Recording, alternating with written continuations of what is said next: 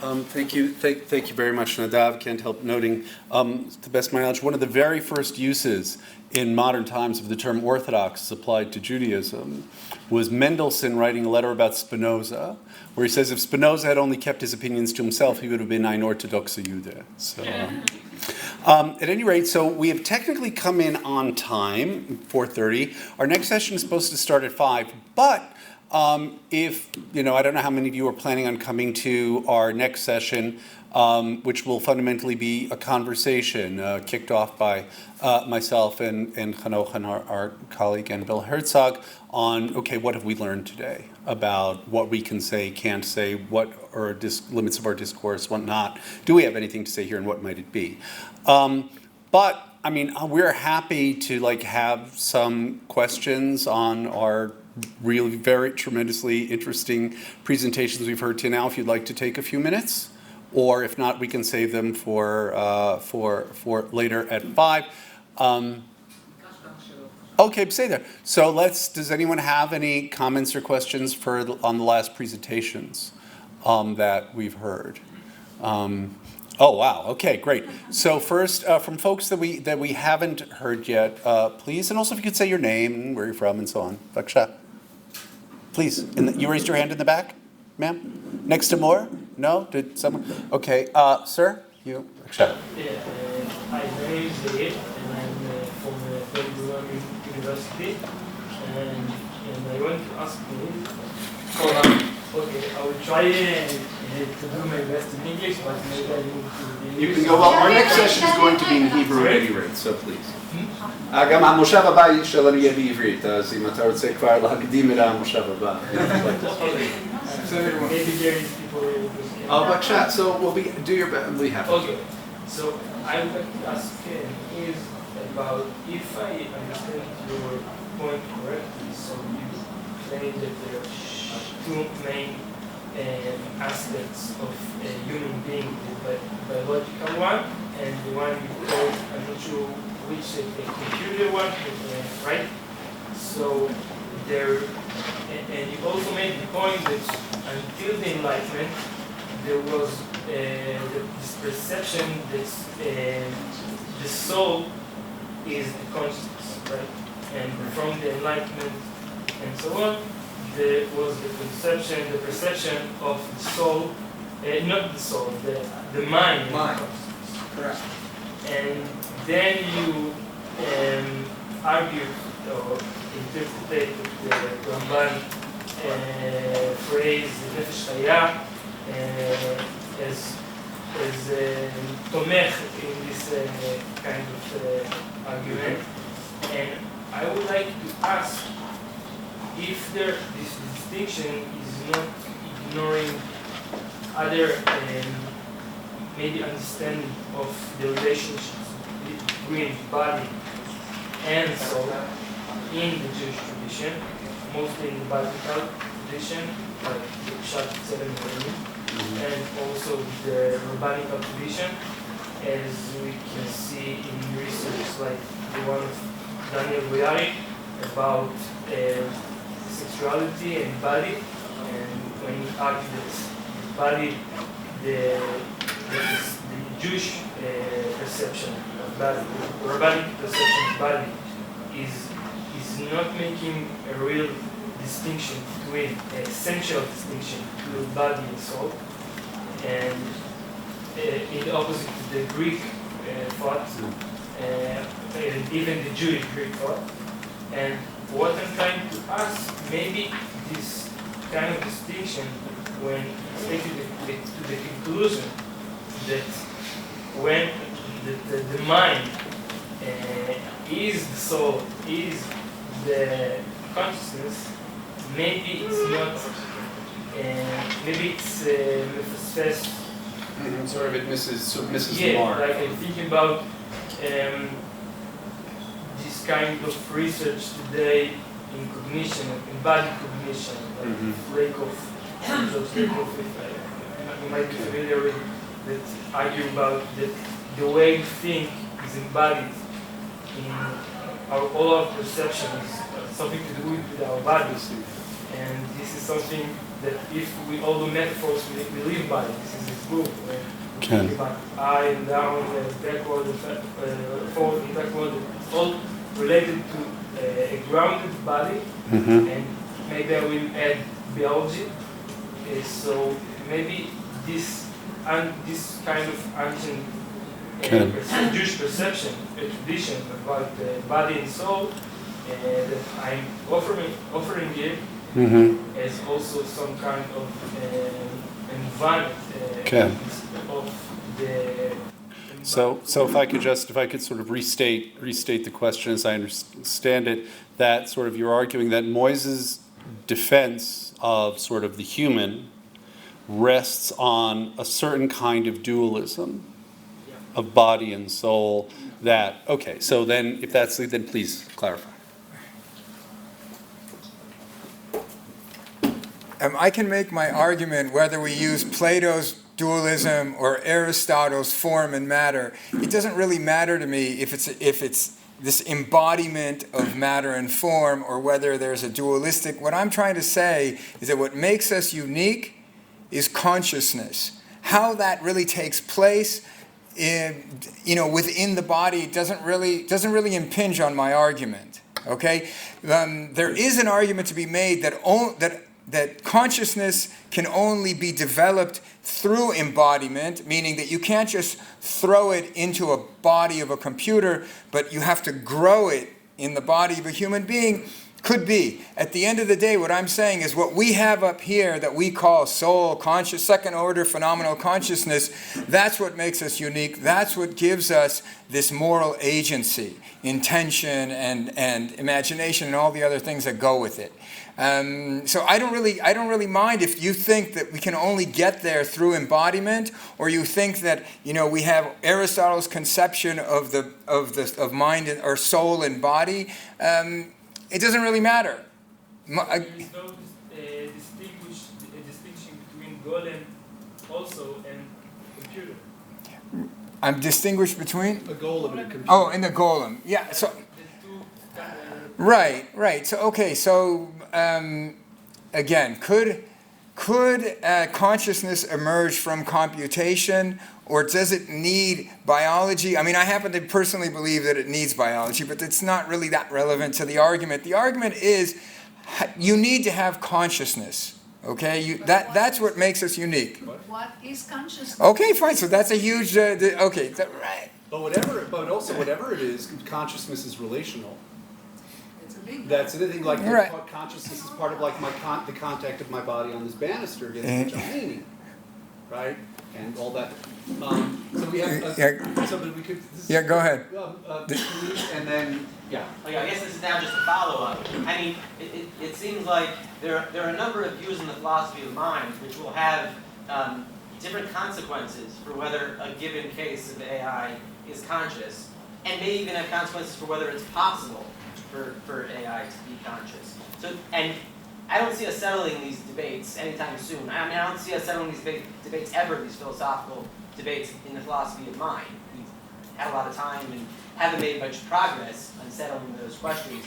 So it seems like laying it out, saying, okay, let's suppose we could get there where we have an AI that is conscious, how should we treat it? And one further question, should we be in the business of creating it? Maybe not the best way to frame it. Maybe a better way to frame it is we're going to be always in a situation of uncertainty as to whether these things will be conscious, like deep uncertainty, not just about a particular case, but at the theoretical level. And that itself raises, I think, very important ethical issues about how we should navigate this. You're 100% right. If you're asking me, how are we going to define a Turing test that will really give us, if that's what you're saying, like when will we know that we've reached it? I think that's a good question. I addressed that. We can't really do it in a 20-minute talk. There's a lot of discussion about if we don't know if it's conscious or not, so how do we deal with it? I just tried to address that under the assumption that we know we've created a conscious being. Where do we go with that? Yeah. Please. I think since the academic spring of 1956, we went through waves of optimism and pessimism. The reflecting first with the long era of AI winter. The AI winter, okay? And I think in this context you must mention the famous article of John Cyril from the 1980s, Men, Minds and Machine, I think it was called, where he challenged the Turing test. The Chinese room, if you remember. It's in the longer lecture. Absolutely.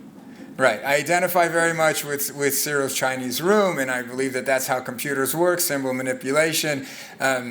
It's one lecture at Ben Gurion. I couldn't... This talk is a compression of 1, 2, 3, 4, I think like 4 to 6 lectures. But if there are waves of pessimism and optimism, pessimism and optimism, this whole session was very pessimistic. Yeah, I know. Whenever I talk with philosophers and ethicists, they're all very pessimistic. I just came back from Silicon Valley for a 10-day conference with ethicists of technology. I was the only one who said, let's not ban everything. You know, it's actually helping our lives. Let's try to just maybe, you know, frame it so it doesn't destroy the world. You know, I think that technology, well, let me just say what I'm saying. I'm trying to finish the sentence. What I'm saying is that technology, since the Industrial Revolution, if not since the invention of the wheel, has improved humanity in insane, immense ways. We should not be trying to ban it. We should be trying to guide it. 1 minute. It seems like a power struggle.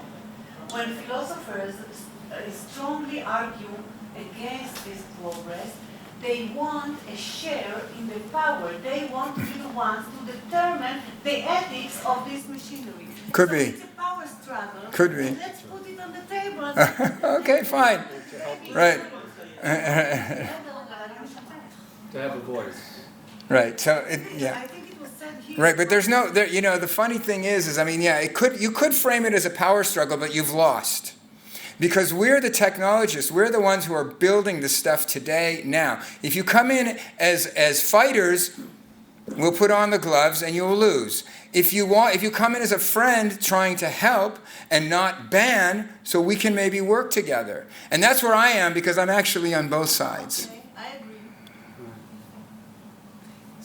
Yeah. So do you believe that uploading the human brain onto the No, I'm a rabbi. I don't think that that's going to work. so the whole trajectory of Okay. AI is basically not possible. Right. No, not that it's not possible. I think that transcendence is reaching the infinite, is reaching the metaphysical. I don't want my transcendence dependent on Amazon servers. Okay? I mean, it doesn't make sense, right? That's not what it's about. Okay, so I don't think that that's really, whether it's technologically viable, it's not spiritually viable. It doesn't really answer the question of immortality and transcendence and all those good things that you bring. It's not very positively, but you actually end up in a position very similar to my own, actually. So I mean, no, in terms of transhumanism and posthumanism, I'm with you. In terms of banning technology and stopping all this flow, I mean, we didn't get into this, you know, the exaggerations of Levinas applied to robots or applied to pattern recognition and facial recognition. I think that you guys are a little bit exaggerating. All of this stuff is helping the world. And, you know, perhaps we need to do things. And that was my question to Nadav, is that I agree with privacy. Okay, I agree that people need their privacy, and there's many Jewish sources that support that. However, that doesn't mean that we can't collect data. This whole business about surveillance capitalism is, in my view, over the line. I think that collecting anonymous data to learn real facts and to move medicine forward. What if I collect all the data in the room and I can learn something about human behavior, I can learn something about medicine, I can learn something about how we should progress. I'm not taking anybody's name and address. I just want... Don't be naive. Now you're saying you're not taking the name and address, but you will be taking that. You will know the details. Okay, so but I'm saying, as a theoretical question, if we can separate between the data and the personal identification, would you agree we can collect data? That's my question. And so far, no ethicists, I'm telling you, I was there for 10 days in Silicon Valley, and I argued this point with them, and everybody kept saying to me, no, but then people will find out. That's right. Okay, but if they didn't, if you had a way to make completely anonymous data, what is ethically wrong with collecting anonymous data? Oh, the answer is what happened with Cambridge privacy, Analytica. manipulation, because when you have enough data about people, you can להכליל, You can make generalizations, which is what I want to do. And I can find out diseases. I can find out all kinds of things. I can find out, oh, men with this weight living in this place and stuff, and they should be careful about X, Y, and Z.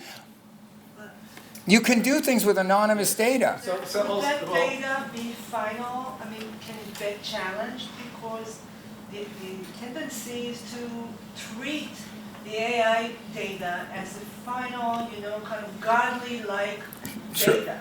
I agree. Where is there room for intuition, for challenging, for saying, look, it may not be the final. That's true. That's a different issue. It's called death by GPS. It means that you invest too much into the technology itself, and you think that it's God. Go on a wiki, death by GPS. There's people that have driven into rivers because they're following Waze. Okay, right? I agree. I just have I agree with you in almost everything about the capitalist servant. Yeah. I think the problem is money. It's not a problem of what the manipulation and everything. The fact that they are making so much money and the money never comes back to the people from whom they took the data. So Right.